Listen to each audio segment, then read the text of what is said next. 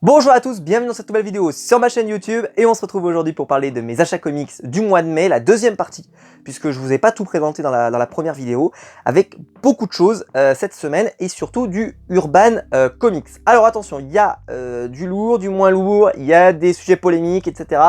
Ça va être chaud patate, je vous attends bien sûr dans les commentaires pour en parler, toujours avec le respect bien entendu, mais en tout cas aujourd'hui on va parler d'un peu tout. Alors, il y a beaucoup d'Urban. Le seul panini, je vais vous présenter tout de suite, vous le savez certainement, c'est le crossover du moment, Empire, avec le numéro 3, toujours dans cette édition collector, avec je sais que je me suis trompé dans la vidéo où j'avais dit c'était Hulk, alors en fait non, c'était la chose, mais écoutez, j'étais fatigué. Donc là, c'est bien sûr la torche humaine, cette fois-ci je ne me trompe pas, ça c'est sûr. Bon, je m'attendais, parce que je vous l'avais dit, oui, ça va être nul, voilà, souvent le premier numéro est pas mal, le deuxième est catastrophique, le troisième c'est infâme, et puis le quatrième c'est immonde. Et en fait, j'ai bien aimé aussi le second. Donc je suis un peu compliqué, parce que d'habitude, j'aime pas les crossovers comme ça. En plus celui-là il me promettait rien du tout, honnêtement il avait l'air nul, je me disais ça va pas être sympathique, il va rien se passer de particulier, et puis au final... je passe plutôt un bon moment. Alors, j'ai pas encore lu ce numéro 3 parce qu'en fait, vous allez voir, chez Urban, il y a eu tellement de trucs que je les ai laissés de côté. Et, honnêtement, pour l'instant, c'est plutôt sympa. Alors, tous les épisodes tie-in se valent pas, mais l'épisode de la série principale, en tout cas, est plutôt cool. Je trouve que c'est plutôt bien dessiné. Regardez, je vais vous montrer, c'est pas mal. Voilà, moi, je pense que ce sera peut-être pas le crossover de l'année, faut pas déconner. Mais c'est pas non plus aussi affreux qu'on pouvait l'imaginer. Alors, j'ai pas encore lu ce tome, donc je sais pas si ça sera... Est-ce que c'est là que ça va se gâcher, parce que voilà, comme je vous l'avais dit, des fois ça peut être un peu compliqué. Est-ce que c'est là que ça va coincer? Mais pour le moment, c'est pas si mal. Dites-moi vous dans les commentaires si vous le lisez. Regardez cette planche, elle est pas mal. Non mais honnêtement, c'est pas si mal, donc je vais lancer un peu pour pas trop spoil, hop, mais c'est pas mal du tout. Alors, il y a un épisode du tome précédent là qui était vraiment hardcore question dessin. Alors là, ça a pas l'air d'être trop le cas, j'ai l'impression que ça va. Ouais, ça va, ça a l'air de bien se contenir et tout. Point positif, on a toutes les couvertures en grand format à la fin, et ça, c'est quand même bien, plutôt que de les avoir en petit et tout, donc ça c'est plutôt cool. En plus, il y en a vraiment beaucoup. C'est plutôt sympa à lire pour le moment. Donc bon, écoutez, ça sera un crossover qui va pas rester dans les mémoires. Moi j'ai hâte de lire King in Black, là, le prochain de chez Marvel, de chez de l'univers du Venomverse, on pourrait dire, de Donny Cates, voilà, j'espère que ça sera vraiment encore meilleur, mais celui-là est peut-être pas aussi pourri que prévu. Voilà, donc peut-être qu'aussi j'ai abaissé mes critères, j'en sais rien, mais en tout cas il est pas si mal, honnêtement il est pas si mal, donc voilà, je m'attendais à le défoncer, à le dérouiller, mais non, je l'ai pas dérouillé. Alors, ensuite il n'y a que du Urban. Il n'y a que du Urban avec le tant attendu, enfin pour ceux qui suivent encore cette série, Batman Death Metal tome 4, la fin, ça y est c'est fini, c'est terminé, on rentre à la maison. Scott Snyder et Greg Capullo ont arrêté leur boulot chez DC, ils sont partis faire des trucs indépendants maintenant, donc ils vont s'arrêter un petit moment, ils veulent plus revenir sur Batman, ils avaient déjà dit ça, mais bon, je pense que là ils vont s'y tenir, parce que clairement là je pense que notre ami Scott Snyder il a tout donné, c'est-à-dire que moi j'ai bien aimé le Death Metal tome 4. Je sais qu'il y en a qui n'ont pas aimé, mais bon, qu'est-ce que vous voulez que je vous dise? Moi déjà, quand je vois ça, hop, je vais vous montrer qu'il y a un petit peu de Green Arrow, j'étais pas mécontent, même si bon, artistiquement parlant, c'est quand même hardcore. Mais par contre, alors, il y a de tout, question dessin, mais il y a aussi des superbes planches. Et cette planche-là, par exemple, elle vaut son pesant de cacahuètes, non mais sans déconner. Enfin, je veux dire, on peut toujours critiquer, mais elle est magnifique, quoi. C'est super beau. Alors, regardez cette Batgirl comme elle déboîte. Alors, je l'ai lu, donc, bon, il y a à boire et à manger dans ce tome, il y a à boire et à manger, donc par exemple là on voit bien que c'est du Greg Capullo et tout. Greg Capullo il fait certainement les meilleurs épisodes parce que... il fait le meilleur épisode je trouve de ce volume parce que c'est la fin, parce que voilà ça déboîte, parce que ça envoie, parce que ça... En plus moi j'aime bien parce qu'il y a Lex Luthor, et Lex Luthor c'est un personnage que j'aime beaucoup, et donc je trouve que rien que pour ça vaut le coup d'œil.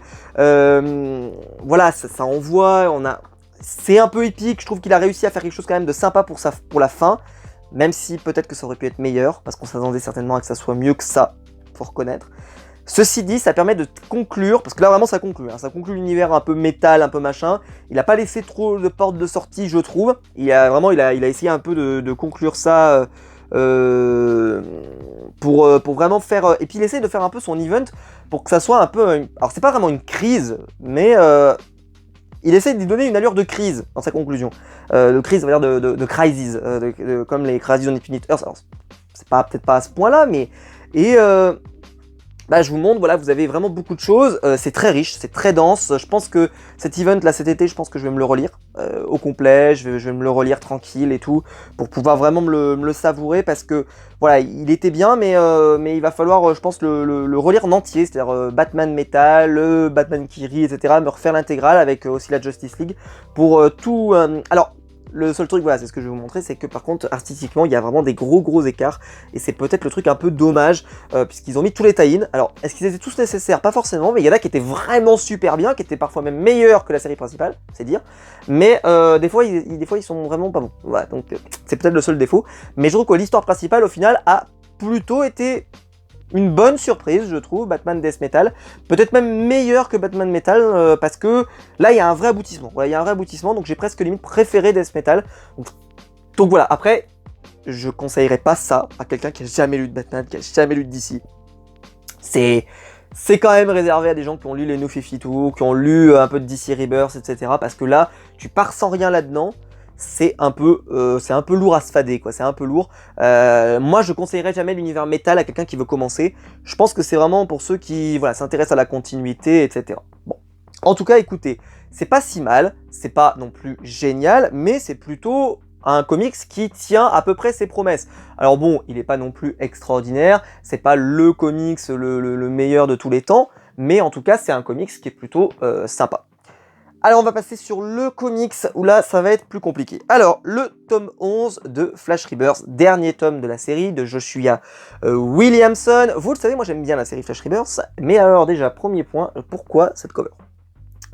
Elle est pas belle cette cover, et pourtant, honnêtement, il nous avait plutôt habitués ces derniers temps à avoir des superbes covers. Je vais vous montrer, mais les trois qui sont là, honnêtement, je les avais trouvées sublimes, et alors celle-là, je ne... Et je vais vous montrer parce qu'en plus, si j'arrive à la trouver, il y a une cover à l'intérieur qui est vraiment beaucoup plus belle.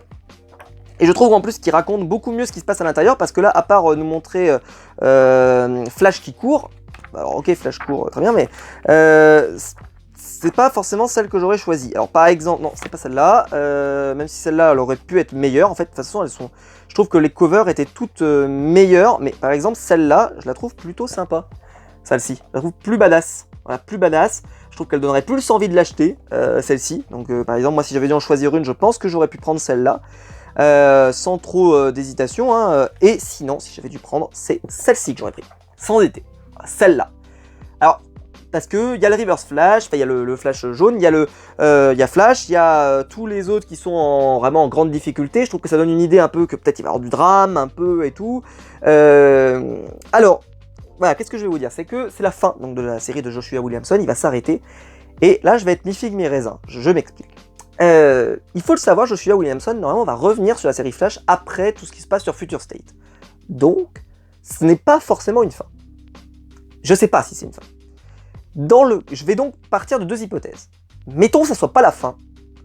Je trouve que comment il le termine, c'est très bien. Parce que il y a quand même un truc qui se produit, qui est plutôt sympa. Si vous aimez l'univers de Flash, des speedsters et tout, je pense que ça va vous plaire. L'affrontement final est plutôt sympa et tout, mais voilà.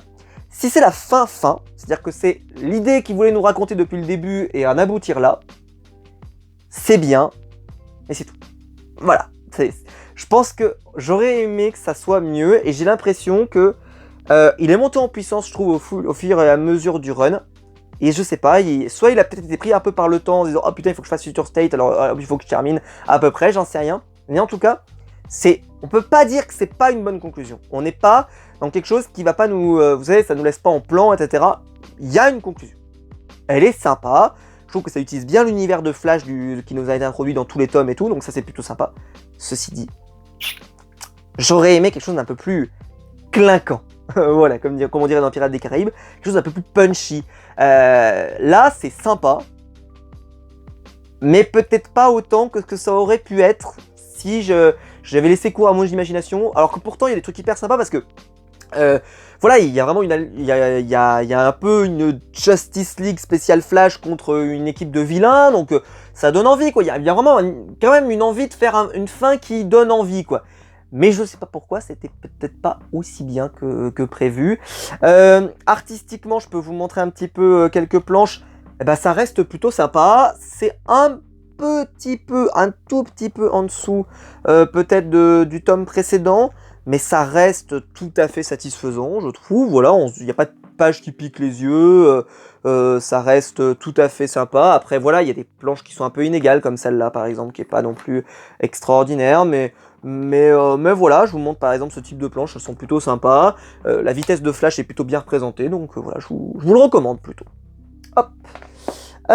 Ensuite, celui-là, le dernier. Alors, j'avais acheté le dernier tome de Joe Hill. J'espère que je l'ai présenté dans mes achats comics. Dans lequel j'avais pas non plus surkiffé le tome du Joe Hill Universe. Mais là, celui-là, j'étais un petit peu obligé de le prendre. Pourquoi? Parce que c'est écrit Joe Hill, effectivement, très bien, mais c'est écrit surtout Stuart Immonen. Et Stuart Immonen, eh ben, c'est quand même bien. Alors, je viens de le recevoir. Je l'ai pas encore lu. Je l'ai pas encore lu, mais c'est celui qui me branchait le plus. Et alors pourquoi? Parce que par rapport à l'autre qui était proposé, qui était malheureusement, moi en tout cas selon moi, mal dessiné, je suis désolé, mais j'ai pas du tout accroché. Et bah celui-là, je vais pas pouvoir lui faire le reproche. Alors attendez, il faut que je vous trouve une planche qui spoile pas. Hop, voilà. C'est très beau. C'est très très beau. Donc là, je vais pas avoir le problème de l'autre qui m'avait laissé un petit peu, un peu de côté. Là, au contraire, j'ai bien aimé. Artistiquement, ça a l'air d'être bien. Après, on verra si c'est bien au scénario, parce que je l'ai pas encore lu. Hein. Mais je vais pas avoir ce recul de me dire, oh putain, qu'est-ce que c'est moche. Là, celui-là, je peux le conseiller beaucoup plus facilement. Ce qui est bien, c'est que c'est une histoire complète. Il n'y a pas de tome 1, ni de tome 2, ni de tome 3, donc on aura la fin. Donc ça, c'est bien. C'est vrai que ça, c'est le truc qui est bien dans les Black Label, c'est que vous avez tous les numéros et hop, c'est terminé. Il n'est pas ultra long, donc je pense que ça va se lire assez facilement. Donc ça aussi, c'est plutôt cool. Écoutez, on verra bien ce que ça donne. On verra bien ce que ça donne pour celui-là. Je laisse mon jugement. On verra bien si j'en reparle un jour sur la chaîne, peut-être dans mes tops de fin d'année, qui sait. Si vraiment ça a été au niveau de mes attentes. Mais celui-là, j'y crois un petit peu plus qu'à l'autre, je pourrais être honnête. Parce que l'autre, putain, avec Léo Mac, là, A Basket Full of Heads, c'était pas fameux. Hein. Je sais qu'il y a beaucoup de gens qui ont aimé, mais moi j'ai vraiment eu du mal. Hein. Même si le scénario c'était pas dégueu, hein, c'était pas dégueu, mais voilà quoi, il fallait vraiment vouloir l'acheter quoi. Mais il a eu un bon buzz, donc les gens, donc je pense que, mais moi je le conseillerais pas à des gens en disant vas-y achète du comics, achète ça. Ça pique quand même un peu. Hein. Bon, bref, peu importe. Et on termine avec le dernier. J'ai gardé pour la fin. Bon, j'ai hésité, est-ce que je l'achète, est-ce que je l'achète pas, est-ce que je l'achète, est-ce que je l'achète pas. Bon, dites-moi vous si vous l'avez acheté ou pas. C'est The Batman's Grave de Warren Ellis et Brian Hitch qui se retrouvent après avoir travaillé sur Authority. Écoutez, bon, on le sait, Warren Ellis a quelques petits soucis en ce moment, donc tout son travail dans le monde des comics est un petit peu sous cloche. Écoutez, qu'est-ce que vous voulez que je vous dise? Alan Moore, il est aussi un peu particulier, un peu sur les bords. Hein, il est un peu bizarre, un peu. Mais il a jamais tombé dans des trucs un peu comme ça. Et pourtant, on continue de lire du Alan Moore. Alors bon, écoutez, moi j'ai envie de dire, achetez-le si vous voulez l'acheter, achetez-le pas si vous voulez pas l'acheter. Ça, après, c'est votre problème. Moi, honnêtement, je l'ai acheté pour deux raisons. La première, c'est que Warren Ellis sur Batman, j'étais quand même curieux de base. J'étais curieux pour deux raisons. La première, c'est que Warren Ellis, les derniers temps, il a travaillé énormément en indépendant. Sur des séries voilà, qui m'ont laissé parfois, par exemple j'avais essayé son Trees qui m'avait laissé perplexe, disons-le. J'avais essayé le tome 1, ça m'avait laissé assez perplexe. C'est pas mauvais mais ça m'avait laissé perplexe ce truc. Mais il est capable de faire du très bon, en particulier sur The Authority que j'ai. Moi j'aimerais bien lire son... Comment ça s'appelle Ah putain, le truc avec l'écrivain... Transmétropolitane, merci, cerveau qui s'allume, voilà, et j'ai quand même envie de le lire, même malgré tout ce qu'on sait maintenant, mais j'ai quand même envie de le lire parce que c'est un peu un comics phare un peu, donc j'aimerais bien quand même le lire. C'est un peu un des derniers comics de Warren Ellis que j'ai pas, parce que j'avais déjà la trilogie aussi No Hero, Super God et je sais plus comment s'appelle le premier, Black Summer, voilà. Écoutez, bon, c'est un auteur quand même capable de faire des bonnes choses, mais voilà, il était surtout un indépendant. Et il revenait chez un gros, voilà, chez DC. Et c'est vrai que ça me donnait plutôt envie. Et surtout parce que j'adore le dessinateur qui s'appelle Brian Hitch. Parce que Brian Hitch, je détestais ce qu'il a fait sur la Justice League. Mais alors, parce que, je suis désolé, mais scénariste, c'est pas un bon scénariste. D'accord, il sait pas faire. Faut pas faire ça. Par contre, au dessin, c'est très bien. Donc arrête d'écrire et dessine s'il te plaît. Parce que honnêtement, au dessin, c'est bien. Donc ne le fais pas quoi. Voilà, s'il te plaît, Brian Hitch, reprends le dessin. Voilà, remets-toi au dessin, éclate-toi au dessin. Mais ne fais pas au scénario s'il te plaît. Parce que au scénario, c'est pas génialissime. C'est bon, mais c'est pas extraordinaire. Il n'est pas capable, selon moi, d'être un bon dessinateur ou d'être un bon scénariste, pardon, mais il est bon au scénario. Au scénario, il est plutôt non, excusez-moi, je me trompe. Il est bon au dessin, mais il n'est pas bon au scénario, selon moi. Il fait beaucoup d'erreurs. Mais regardez ce genre de planche, quoi. Ça donne quand même envie, quoi. Alors. Moi je l'ai lu, je vais pouvoir vous en parler. Donc c'est une enquête voilà, de Batman comme on en connaît. Donc c'est vrai que ça n'a pas un côté un peu coup de poing qu'on aurait pu attendre avec un Warren Ellis qui nous prendrait par surprise avec une histoire qu'on n'aurait pas vue, etc. etc. Bon, ok, mais bah, c'est très bien fait. C'est très bien fait. Moi j'ai trouvé ça très bien. Un nouveau méchant qu'on n'avait jamais vu. Donc ça aussi c'est sympa parce que ça permet de pas se dire tiens il s'est passé ça avant, etc. C'est hors continuité, donc on peut le lire sans avoir rien lu de Batman avant, donc ça c'est cool aussi. Grosse présence de James Gordon dans le récit, et ça fait quand même plaisir. Et on retrouve le Batman qui enquête, le Batman qui est là pour voilà vraiment chercher des indices et tout. Et ça c'est plutôt intéressant. C'est plutôt cool, c'est plutôt sympa. C'est peut-être moins coup de poing que ce que ça j'aurais pu imaginer que ça aille, mais voilà, je suis tombé sur la planche que je cherchais. Celle-là, par exemple, je l'ai trouvée très cool. Voilà, avec un Batman comme ça, posé avec une punchline, je trouve qu'elle est plutôt cool, quoi. Et il y a Brian Hitch qui a travaillé sur tout le volume, donc vraiment il s'est régalé, il nous régale. Donc il y a une belle continuité sur tous les épisodes. Il y a des trucs qui m'ont fait un peu halluciner quand même quand on le lit, tu fais oh putain mais vraiment ils vont faire ça et tout, donc ça c'est plutôt sympa. Et j'ai plutôt aimé la série. Je trouve que la série elle tient ses promesses sans être au-delà des promesses. Et c'est peut-être le défaut, c'est que si on attendait beaucoup, on risque d'être un peu déçu. Bon, écoutez, c'est comme ça. Mais bon, voilà, vous l'achetez pas. Voilà, Warren Ellis, il a pas mal de soucis perso, donc ce qui fait qu'on peut ne pas l'acheter. Moi, ça me choque pas qu'on me dise qu'on ne peut pas l'acheter. Moi, je l'ai quand même acheté parce que je pense que ça vaut quand même un petit peu le détour. Écoutez, j'espère que la vidéo vous aura plu. Si c'est le cas, vous pouvez la liker, vous pouvez vous abonner, vous pouvez la partager sur les réseaux sociaux. Dites-moi vous si vous avez lu l'un de ces titres et si vous avez envie d'en parler avec moi. En particulier celui-là et puis le plunge aussi. Dites-moi si ça vous a plu ou pas. Et si le basket full of heads vous a plu ou pas. Ça m'intéresse. N'hésitez pas donc à liker, vous abonner, à la partager. Le bouton rejoindre juste en dessous si vous voulez devenir un membre soutien. Et je vous en remercie. Et quant à nous, on se retrouve très vite pour une nouvelle vidéo. Ciao!